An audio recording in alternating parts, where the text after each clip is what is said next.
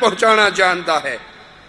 مولانا الیاس قادری صاحب اپنے خطاب میں فرماتے ہیں کہ ایک مرتبہ بارگاہ غوث اعظم پیر عبد القادر جیلانی کو غوث اعظم سب سے بڑا مددگار کون ہے؟ اللہ۔ سب سے بڑا مددگار اللہ ہے۔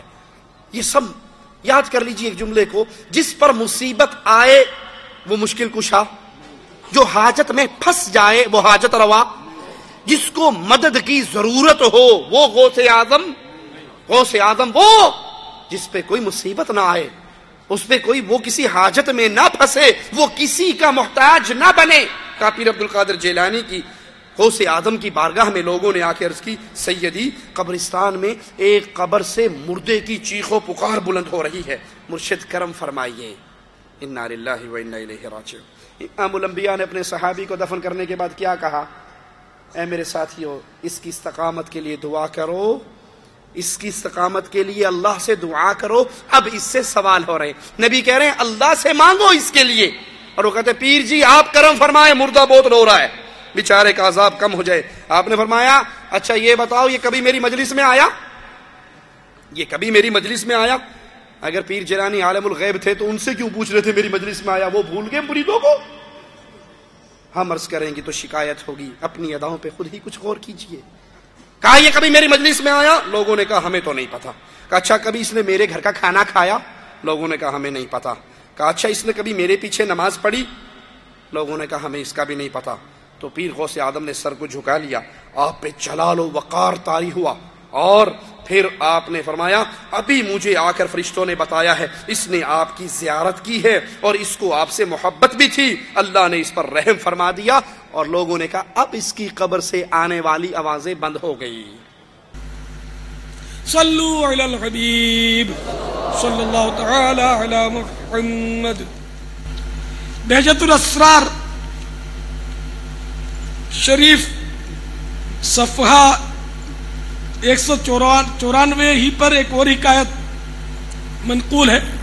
ایک بار بارگاہ غوثیت مآب علیہ رحمت الطواب میں حاضر ہو کر لوگوں نے عرض کی، یا سیدی قبرستان میں ایک قبر سے مردے کی چیخ و پکار کی آوازیں آ رہی ہیں، مرشدونا کرم فرمائیے بیچارے کا عذاب دور ہو جائے۔ آپ رحمت اللہ تعالی علیہ نے ارشاد فرمایا، کیا اس نے مجھ سے خرقہ خلافت پہنا ہے؟ لوگوں نے عرض کی ہمیں معلوم نہیں۔ فرمایا کیا کبھی وہ میری مجلس میں حاضر ہوا؟ لوگوں نے لا علمی کا اظہار کیا۔ فرمایا کیا اس نے کبھی میرا کھانا کھایا؟ لوگوں نے پھر لا علمی کا اظہار کیا۔ آپ رحمت اللہ تعالی علیہ نے پوچھا کیا اس نے کبھی میرے پیچھے نماز پڑھی؟ لوگوں نے وہی جواب دیا۔ تو سرکار غوث پاک رحمت اللہ تعالی علیہ نے سر مبارک ذرا سا جھکا لیا، تو آپ رحمت اللہ تعالی علیہ پر جلال و وقار کے آثار ظاہر ہوئے، اور کچھ دیر کے بعد فرمایا مجھے ابھی فرشتوں نے بتایا اس نے آپ کی زیارت کی ہے اور آپ سے اسے عقیدت بھی تھی، لہذا اللہ رب العزت نے اس پر رحم فرمایا۔ الحمدللہ عز و جل اس کی قبر سے آوازیں آنی بند ہو گئیں۔ تو میرے پیارے پیارے اور میٹھے اسلامی بھائیوں، معلوم ہوا کہ اولیاء اللہ کی زیارت میں بھی بڑی عظمت ہے، بڑی برکت ہے کہ غوث پاک کی زیارت کرنے والے کی قبر سے عذاب اٹھ گیا تو اولیاء اللہ جو کہ علماء ہوتے ہیں، عالم ہی ولی ہوتا ہے، غیر عالم یعنی جاہل ولی نہیں ہو سکتا۔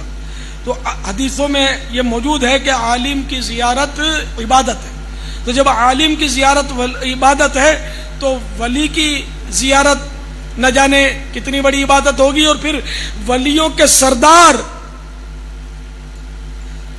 غوث الاعظم علیہ رحمت اللہ الاکرم کی زیارت نہ جانے کتنی عظیم عبادت ہوگی۔ اس کی برکت سے قبر سے عذاب اٹھ گیا. اس شفاعت کا وجود نہ اللہ کی کتاب میں ہے نہ رسول اللہ صلی اللہ علیہ وسلم کی حدیث میں. مالک فرماتا ہے وَأَنذِرْ بِهِ الَّذِينَ يَخَافُونَ أَن يُحْشَرُوا إِلَىٰ رَبِّهِمْ لَيْسَ لَهُم مِّن دُونِهِ وَلِيٌّ وَلَا شَفِيعٌ. ایسے لوگوں کو ڈرائیے جو اس بات سے ڈرتے ہیں کہ اپنے رب کے پاس ایسی حالت میں پیش کیے جائیں گے کہ ان کے سوا نہ کوئی ان کا مددگار ہوگا نہ کوئی سفارشی ہوگا.